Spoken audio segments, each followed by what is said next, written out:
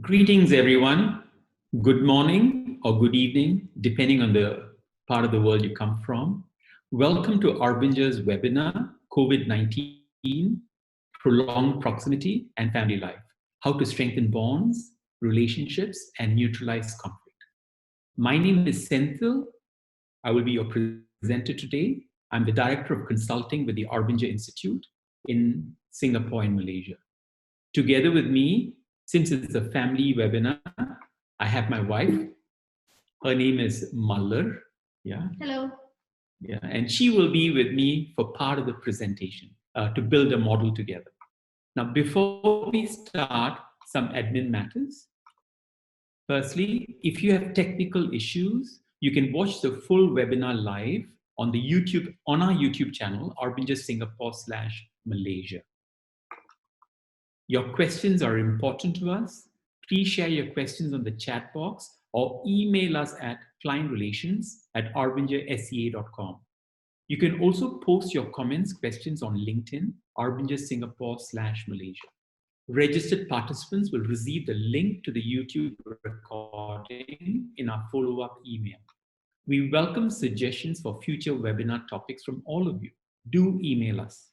And finally, during the presentation, I will be inviting you to share your thoughts. You may wish to share your thoughts on the chat box. Okay, I'm just checking the chat box just in case. All right, we are doing good. Okay, now we are in exceptional times. Rarely have so many families spent so much time together. And for many of us, it has resulted in many positives, rediscovering our loved ones, strengthened relationships, more understanding, support for each other, really a lot of benefits as a result of the time we have together. But for some, this time together has been challenging. The prolonged proximity has resulted in more tension, more conflict, doubting our own decisions and choices, and stress. In fact, I want to point your attention to two articles that were published recently. As a result of the lockdown, China's divorce rates have spiked significantly. And in the US, domestic violence support groups have reported a surge in calls asking for help. So it is no small matter that the prolonged proximity has resulted for many people in many negative ways. It resulted in a lot of negative consequences. So today's presentation is inviting us to consider ways we can strengthen the positives and minimize the negatives. Now, here's the thing, right? In a family, we are all together, and it is uncommon to find that things that family members do trigger in us feelings of blame, anger, irritation, and more. And as a result of that, it might spoil the moment. For some of us, it might spoil the day. And for others, it could lead to family members not talking or avoiding each other for days and weeks. And this does happen. Okay? So it's so important for us to understand our triggers.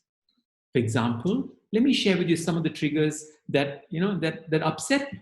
Okay, for example, right? Number one, when I'm made to wait past the agreed time. We agree on a particular time, and I'm still waiting after that. It triggers me. When people don't do the basics that I expected of them.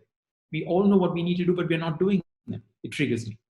When comments are made about my snacking, I love chocolates, I love sweets, I love ice cream, I snack a lot. But when comments are made about my snacking, I get triggered, I get upset. Now, Mal, what about you? What are some of the things that causes you to get triggered at home? Okay, some of my triggers, the first one, I think the main one is when the house is messy, I get triggered. Another one is when people don't show up on time. We have a set timing and they don't appear, and then I have to wait. That triggers me. Another trigger for me is when my husband is constantly snacking. Okay, so we have a common one. Huh? She gets triggered when I snack, and I get triggered when she comments about my snacking. But before we talk about the snacking part, we're going to build a model using that. I'd like to invite all of you to think about what are some of your triggers at home? What causes you to get upset, get triggered, right? Type in the chat box some situations at home that trigger blame, anger, irritation, annoyance, or any other similar emotions in you. Let's see what people are sharing.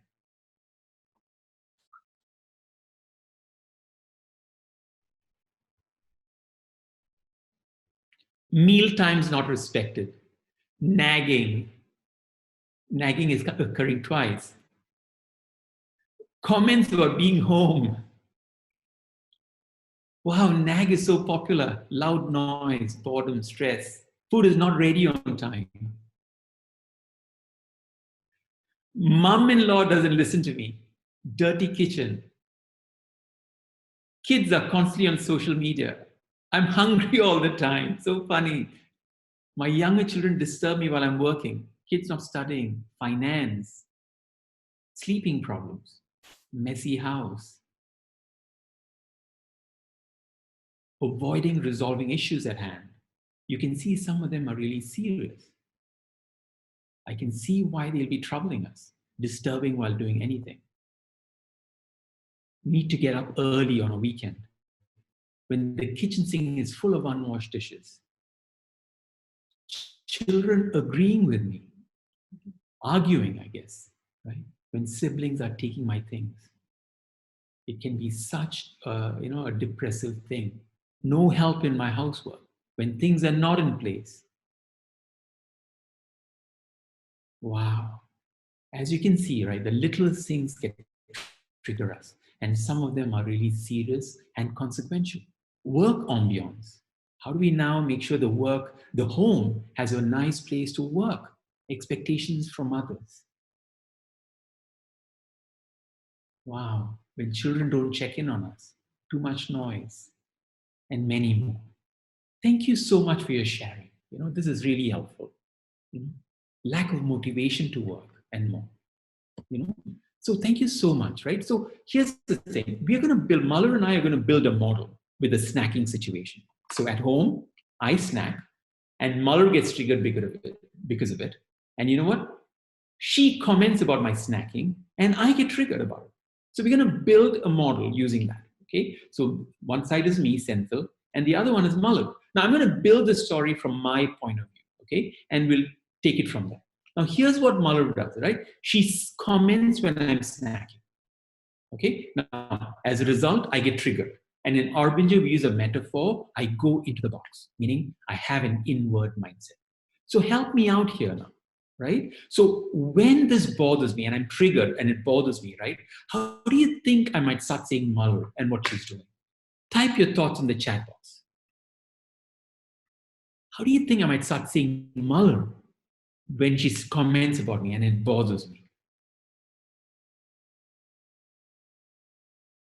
Irritating, uncaring, constant nag. Wow, it looks like everybody is living in my house. Invasive, annoying, blocking you. She's trying to control your pest. Wow. Inconsiderate, imposing. Eat more. That's what I will do, Suman. Petty. Wow, thank you so much for your sharing. This is really helpful and funny, right? So you know what?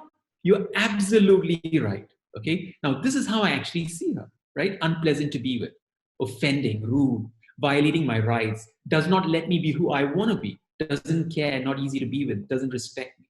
So the moment I get triggered, I go into the box, I start to see her in these ways. So now the question is this: how do you think I might respond? When I'm seeing Muller in the ways I've listed below, how might I act toward her? What kind of things might I do?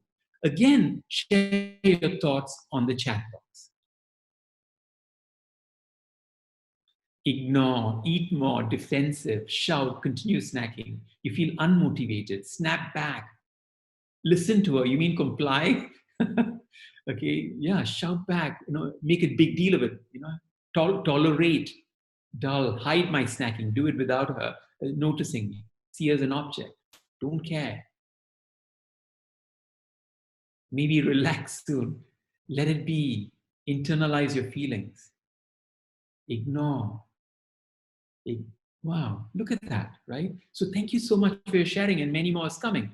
But you know what? Here's what I actually do. I don't care. Do what I want. I snack more. Don't listen to what she has to say. Now remember this, right? Muller is triggered when I snack more, when I snack. So now the question is, if Muller was triggered and is in the box herself, having an inward mindset of herself. How might she see me now? Again, type your thoughts in the chat box.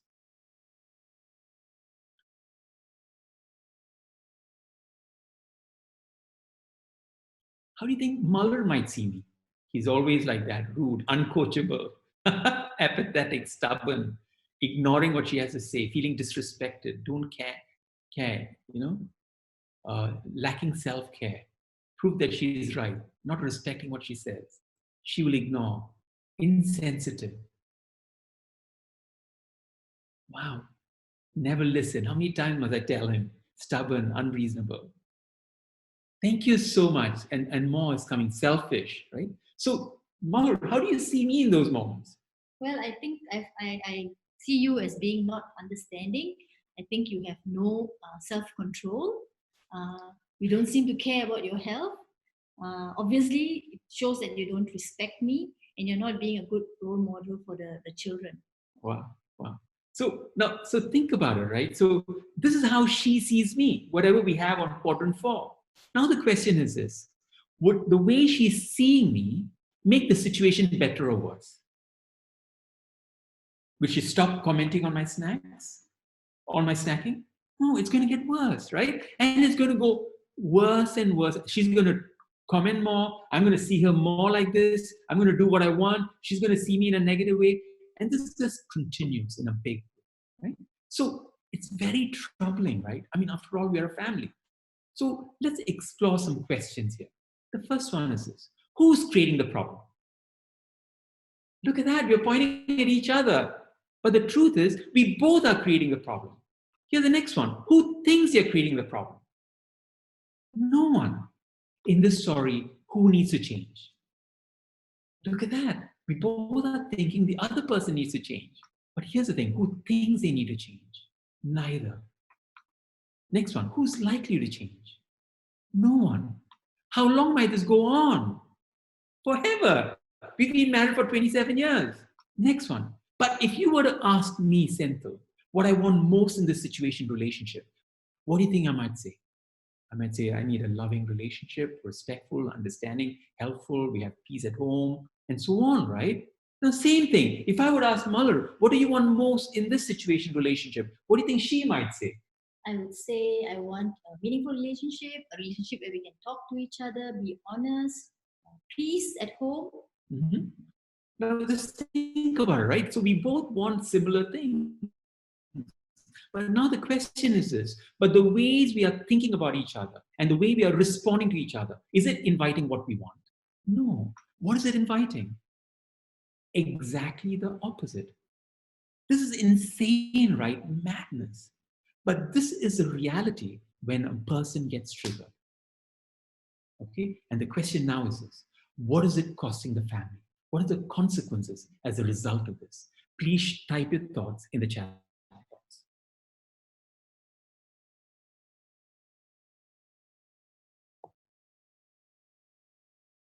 Strain, negativity, relationship issues, unhappiness, stress, arguments, stress, break relationship. Yeah, stress is a big one. Kids get affected. Trauma, disestrangement, and no proper sleep to both. Unhappiness, bottled up conflict. Relationship, family relationships at risk. Relationship is a big one everybody's talking about. You're absolutely right. No happiness, weak family bonds, tense atmosphere in the house. Look at that, and many more. Yeah. Now, so let's just spell out some of the consequences and costs. Okay, think about this. There's definitely tension, strained relationships. Children are affected because when I'm upset, I might take it out on the kids. Spoils the day. Our work is affected. We have to work from home. We can't go anywhere else. Feeling disillusioned, anger, feeling mistreated. Communication shuts down. Mental health is affected. Negative emotions and now, so this issue, right, when we get triggered, it is a serious thing. Muller, thank you so much for your participation. I'll take the rest from here. Thank you. Now, so here's the thing, right? What we call this a collusion, a conflict where the parties are inviting the very things you're complaining about, driven by self-focus and a need for justification. So the question then is this, right? How do we resolve a problem like this? How do we address this problem? Let's explore some ideas. Trying to change others. Would this help? What about doing my best to cope with other people? Will that help? What about leaving the situation, avoiding? Will that work? What about communicating, explaining, telling, teaching? Will that work? Implementing new skills. Maybe I'll get better at communicating, or better at the way I talk to her, the way I position my snacking, why it is okay. Will that work? What about changing my behavior? Obey, comply, accommodate, compromise. Will that work? So now the question is, will these ideas really work? I think not. You know why? Because all of them are just different forms of behaviors. But the problem we are having is something totally different. It is about my mindset. It's about my attitude, right? I'm triggered, I'm bothered by it. So the point is this: behavioral solutions don't help address a mindset problem. A mindset problem requires a mindset solution. And this is so important. The ability to understand what is a behavioral problem, and therefore we can deploy a behavioral solution, and what is an attitude and mindset problem, which requires a mindset solution, is very important to discern. So this is a mindset problem. So it's because, and we call it an inward mindset, right? I'm having an inward mindset. And whenever I have an inward mindset, I'm self-focused. And I want to share with you that the inward mindset is a continuum itself. It starts from a place where I'm seemingly innocent, just doing my chores and duties. I don't disturb anyone. I mind my own business. To a place where I have extreme and deliberate self-focus. Now, a lot of people associate this place where I'm seemingly innocent, just doing my chores and duties. I don't disturb anyone. I mind my own business. I'm not rude to anybody, right? They think this is a good thing, right? This is a good family member. But actually, that is not true, because throughout this continuum, right, as long as a common factor remains, it is still the inward mindset. The consequences are the same. The severity of the consequences might be different, or might be slightly, lighter or stronger. And what is this common factor that will tell us, indicate to us that actually the seemingly innocent point over here is actually still an inward mindset? And it is this: I'm not considering others and the impact we have on others. As long as in any situation, I'm not considering other people around me and the impact I have on them, it would suggest an inward mindset. And that is why the inward mindset is a continuum. And a lot of people, I'm repeating myself, mistake this place where I'm seemingly innocent, just doing my chores, just doing my job, not being rude, and etc., right, as okay. But actually, it is not okay. It is still part of the inward mindset. So let's try to understand the inward mindset in a better way, right? It starts, of course, with self-awareness, right? But there's blame. I tend to excuse my behaviors. I focus on others' mistakes. My main goal is to project innocence. I exaggerate the wrongdoing of others. I exaggerate the correctness of my behaviors. And this is what an inward mindset, or the moment I get triggered, looks like. And in those moments, think about what are the consequences. Just let's name a few. Objectivity is lost. There's no way I can be objective. Subjectivity prevails. In many occasions, the loudest, most dominant voice or person prevails. The rest of the people have to settle, feel resigned or helpless. I lose my ability to consider my part of the problem helpful. So this is what a mindset or an attitude problem looks like. So this is an inward mindset. But the beautiful thing about life is this: there's hope. You know why? Because I've yet to meet a single human being who's 100% inward and self-focused. We all seem to be mixed mindset people. That means there's also another mindset we all operate from. And we just keep moving between the two. And the other mindset we all operate from is what we call the outward mindset. And whenever I'm operating with an outward mindset, I'm impact focused, not self-focused, impact focused. And let's try to understand this better. What does an outward mindset look like? Interestingly, whenever I'm operating with an outward mindset and being impact focused, it naturally invites me to be doing and demonstrating a few behaviors. I tend to be understanding and curious. I'm helpful and make adjustments. I consider my wrongdoings. I build relationship. I grow. I learn. I'm considerate. I self-correct. I engage. I have honest conversations. I'm happy and I contribute to happiness in the family. Look at the behaviors that we naturally demonstrate when we have an outward mindset. Now, there's a trap here. And the trap is this. When you see the slide, the tendency might be, oh, that means I have to figure out how to be more understanding, how to be more helpful, how to build a relationship, how to grow, how to learn. And I'm going to suggest to you that may not be the best or the right question to ask as a first step.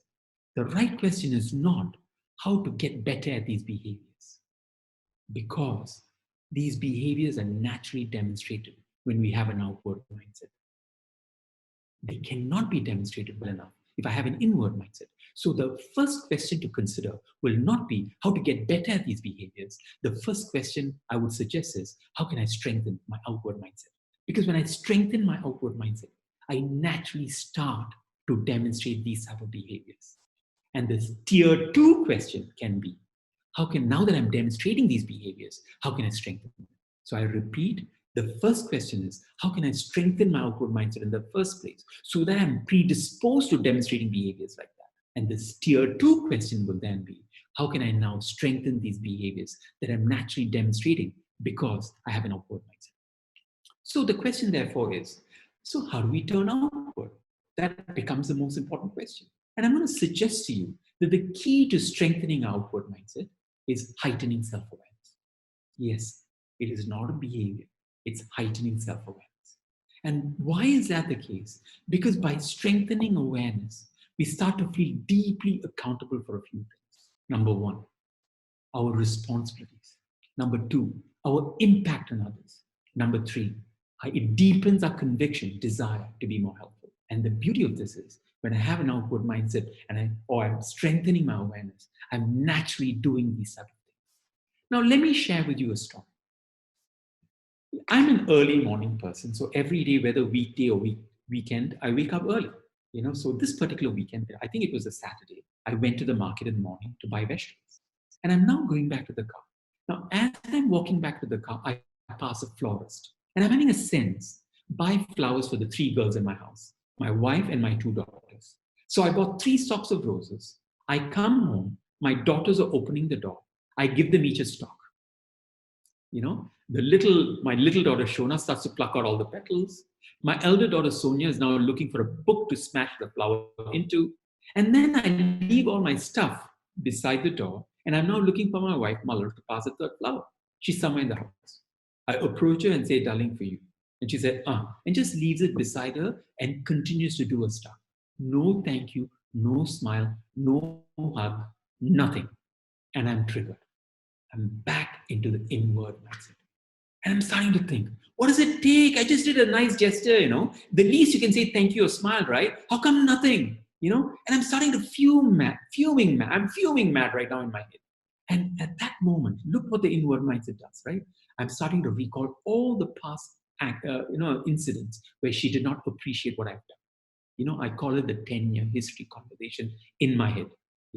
Oh, I remember last time. I remember this. I remember that, right? And I'm starting to think, you know what? This marriage is not going to work. And I'm fuming mad. And this is going on for a few minutes in my head. And suddenly I'm like, oh, shucks. I'm deep in the box right now. I have self-awareness kicks in. And then I just pause. Then I started thinking, hey, wait a minute. I went to the market because I'm an early morning person. I buy vegetables. I see a florist. I desire to buy flowers. I come home. I look for her. And I pass her the flower. And because I gave her a $1.50 flower, Mother should smile, be happy, and say thank you. With no regard at all for whether something is bothering her. Did she have an altercation with the kids? Is she worried about work on Monday? Did something happen? Did I do something? Did she receive a call? With no regard at all for her life. Because I got her a $1.50 flower, she should smile, say thank you, and be happy. Now, what do you call that? Arrogance to the core. Because in that moment, I've discounted her reality.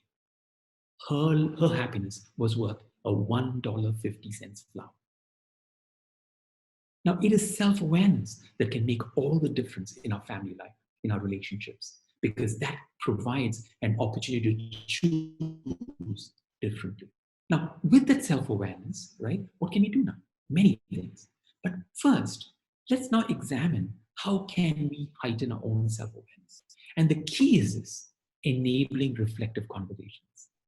And that is what I'd like to now invite you to consider. How many of the conversations at work are enabling reflection within the family? Because think about this.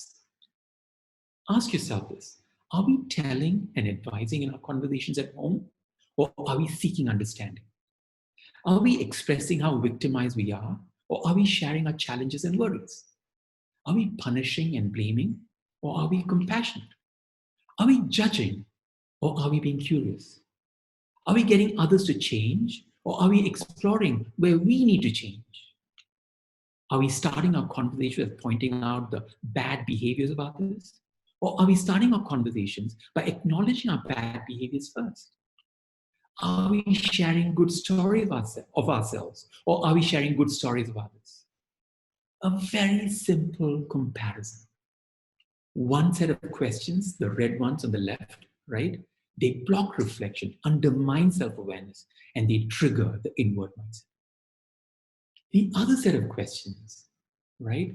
They invite reflection and strengthen self-awareness. Invites people to feel more safe. So the question now is this: when you reflect on the past few days at home, what type of conversations are we having? The enabling ones on the right, or the blockers on the left, the triggering questions on the left? Now that we've heightened our self-awareness, the next step is, with this heightened self-awareness, we are better placed to reflect on and act differently in any situation we face. So I'm now going to share with you a simple template to reflect and act with an outward mindset. Now let's do this. I don't want to just present. Let's really, truly reflect on somebody at home. Okay? Now, start by thinking of a family member you want to improve things with. Yeah, just take a few seconds to think of someone like that.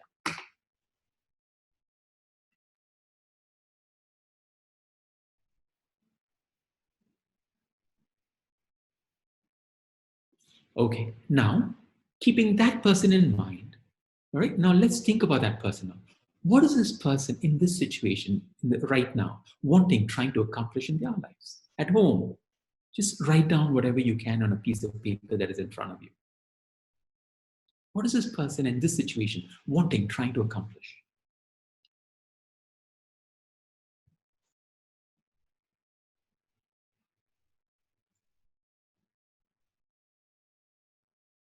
Next, now consider this. How have I gotten in their way or added to their challenges, trials, burdens, or pains? Again, reflect and pen down your thoughts.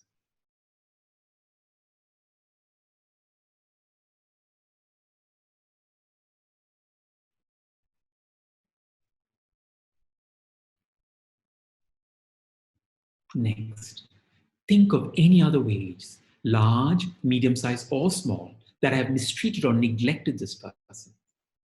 In what ways could I have mistreated them or neglected them in the past few days? Pen down your thoughts.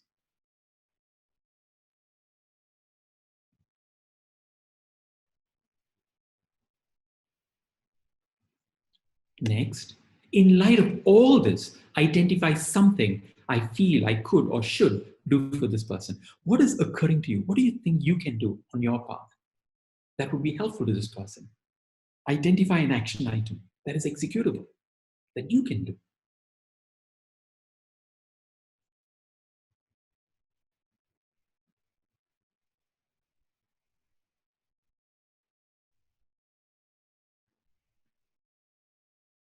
And finally, how can I keep myself accountable for having a positive impact in this situation and on this person? How do I regularly check in with myself to see how I'm doing? Now, as homework, I'd like to invite each one of you, right, to act on what you felt you wanted to do, what you should do, right? Just act on that and see what happens. And it's an unfolding ground. Now, some of you had sent us in emails with your questions. We want to explore some of them. If you have questions right now, do share them in the chat box, okay? It'll be really helpful. We can explore some of your questions right now. But to start, right, I want to share with you a question that was asked via email. And the question is this. During the movement control order, some people need to work from home. How to motivate ourselves and avoid getting depression? This is a very good question. Okay. Now, here's the thing, right? Getting triggered and starting to feel depressed is an indication of an inward mindset. Okay. So the first thing I would invite you to do is notice your triggers. What is causing these kind of, the depression, the feeling of depression, helplessness, stress, whatever, right? What is causing that? Powerlessness. What is causing that? What are the triggers? Next, every day, spend a few minutes, right? Reflecting on how the day went. Assess your energy and emotions in each activity. Meaning, what are some of the activities that are allowing you to have good energy, positive energy? And what are some of the things that you're doing that is causing you to feel down? It's always good to take stock on a daily basis. Now then, spend time on things that you have a positive energy for, right? Another thing, right? For the things that depress you, right? Keep noticing what are the triggers, how do you feel, and the next one, right? How you act and respond. The self-awareness has a very magical therapeutic effect because it weakens the grip of the inward mindset. Next, fill your day with a variety of activities. Be very mindful of routine without disruption. Disruption can be very helpful. Do different things in a particular day or try new things in a particular day. And finally, right, we have a lot of these ideas shared in our LinkedIn. In fact, we have a recent post called 6 Ways to Tackle Cabin Fever, meaning stuck at home. And there in LinkedIn, right, you will see a lot of ideas that I've shared and additional ideas. Another question that was asked, what can I do when I get upset or emotionally triggered? And I'd like to suggest to you, right, whenever we feel triggered, the magic is, because you see, when we get triggered, right, what happens is we want to respond, right? But instead of responding, what if we just say, hey, start noticing how I'm triggered. Hey, I just got triggered, I'm feeling angry toward Malu right now. And instead of just being the actor going with that emotion, what if I have two roles at the same time? I'm triggered, but at the same time, I become an observer of myself. I'm starting to observe the emotions I'm having. This dual role being played at the same time can be very powerful in neutralizing the moments when we're triggered. I would invite you to try that. Become not just the actor in that moment, become the audience, an observer of how you are behaving in that moment, how you're feeling in that moment. And that can be very, very helpful. Now, we have a question here from Lynn. What if the people around me are negative? Can't go out and find positive people? That's a great question, right? In some countries, actually, they are locked down. They can't even leave the house until they can only leave the house during specified times to go and do grocery shopping. And that too is limited to a few locations. So we are literally stuck with people. And that is where innovation, creativity comes in, right? There are different rooms, there are different activities you can do. There are different people you can talk to via, different platforms, right? I would encourage you to try different things, and be innovative about it. Because you know what? You can't, avoid the people who are in the house, but you can locate yourself in different rooms, try different things, go for a shower, watch a movie, right? Call some people, who you are having a good positive energy with. Try that. Another question, Michael Kaling, what should I do when the other person doesn't respond at all? That's a great question, right? One of the things, Michael, I noticed is, if I'm expecting a response from the other person, that simply makes everything worse. But if I say, you know what, that's the only person I have control over is myself. And all I'm going to do is see how I can work on my own mindset. I know this person is not changing. This person is not responding to me at all. But what does it mean to be a different person for somebody who's just shut me out of their life? What does it mean to be outward? What does it mean to be impact focused with somebody like that? And just keep reflecting on that and see what occurs to you. Because the last thing I can do is, or I want to be doing here, is be prescribing what you should be doing, because I can never prescribe a solution that'll work for you. But I can suggest ways you can invite yourself to be thinking and reflecting that will possibly give you a different idea. right? So what does it mean to be different? Be outward for somebody who's shut you out in those days. Something to think about. Now, Nawaz, great question you're asking, how to keep outward always? Now, this is a very important question, okay? Now, first thing, remember people are mixed minded people. I've yet to meet a single human being who's 100% inward or 100% outward. And I'm like that. And I would encourage you to think, are you a perfect human being? The answer is likely not. We are all mixed minded people, right? So instead of focusing on trying to be 100% outward, the more palatable, easier, manageable journey would be, how do I be more outward in my life, right? How can I make more situations outward? Now, as that might be a more helpful way to think about life. And as a result, when I do get triggered, when I do go into the box, have an inward mindset, right? To learn to have compassion for myself first. Hey, it's okay. I failed just now. It's okay. I'll try harder next time. Because when I have compassion for myself the days I fail, right, it's going to be easier for me to demonstrate compassion for other people around me. But if I'm beating myself up for being inward, for being triggered and reacting in a negative way, it's very likely that same reaction will happen when others are triggered and they are responding to me in a negative way. Sarojini has asked a question. I'm repeatedly trying to manage my emotions and my mindset, but I'm a normal human being, so I fall. So what can I do? I think, Sarojini, I think the sharing I just did prior to reading your question is what I would again share. I'm going to repeat myself, right? It's not about being perfect.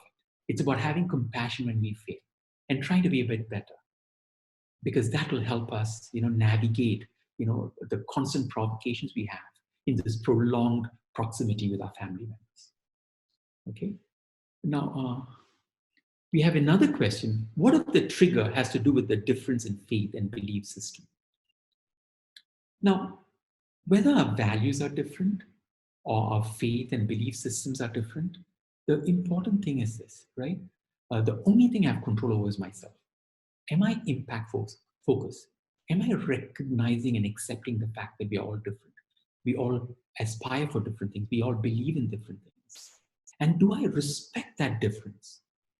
Or am I fundamentally, right, not agreeing with the fundamental fact that we are different and we have different views on things? Something to think about. So it is more about me right now and how I'm accepting or unaccepting the fact that we are different. We have different things. We value different things. Our faiths might be different. Do we respect that fundamental fact? Is where I would invite you to reflect. Great questions, right? So we'll answer one more. I'm mindful of time, right? Does urge to be competitive and on the top always indicates to be an inward mindset? Now, Anju, thanks for this question. I think nothing wrong in being competitive, but are you competing against somebody else or are you competing with yourself? Are you trying to be better? Because if you're trying to compete with somebody else, right, then you're using the measurements of others to measure what your quality of life and success is all about. And usually that leads to a lot of problems, emotional problems, and prolonged negative emotions in our life. But if my competitiveness is about being better, learning from others, improving myself, right? That is a healthy competitive spirit. We have another question from John. If you have an outward mindset always, wouldn't that strengthen the inward mindset of the person you are relating with? Now, here's the thing, right? The question itself is implying that having an outward mindset means I need to be soft, I need to be cuddly, I cannot tell people off, I cannot have difficult conversations with people. No, remember, being outward is about being impact focused. That means I will be able to do the right things at the right time. And that means sometimes I will have to have difficult conversations with people. Because if I'm avoiding difficult conversations, John, that might itself suggest self-focus, right? Because I'm now not able to tell you something that you are doing wrong, right? And I'm asking myself, why can I tell you what you're doing wrong, right? And what if you react like this? What if you react like this, right? See, that's self-concern. I'm worried. Okay, so if I'm truly outward and impact focused, I will say what I need to say. Of course, there'll be respect in the way I do it. Okay. Now, thank you so much for your questions. This has really been helpful. Okay. Now, to close this session, right, I want to share with you what we explored. We explored how conflicts start and sustain themselves, right? We call it collusion. How we are part of a problem when we are in a collusion. Whenever there's a collusion going on, I trigger you, you trigger me, I am part of the problem. Next, to appreciate that conflicts are symptomatic of the inward mindset, right? That means if we are having conflicts in the family, right, it is reflective, symptomatic of a mindset, the inward mindset. And remember this, a mindset problem requires a mindset solution. Mindset change is possible with self-awareness. Reflective conversations help immensely in heightening self-awareness. And finally, with that self-awareness, we can ponder any situation anew with impact focus in mind, and it will suggest to us what we can do differently. Okay. Now, to know more about what we do in Arbinger, visit us at arbingersca.com. We have an upcoming online 2-day workshop called Developing and Implementing an Outward Mindset on the 18th and 19th of May. Look for details at arbingersca.com events page. Connect with us on LinkedIn and explore our articles posts, and do comment on our posts and articles. Engage with our consultants for deeper conversations. We'll be more than happy to engage you in conversations. These are tough times. Do share your feedback and your questions. Thank you so much.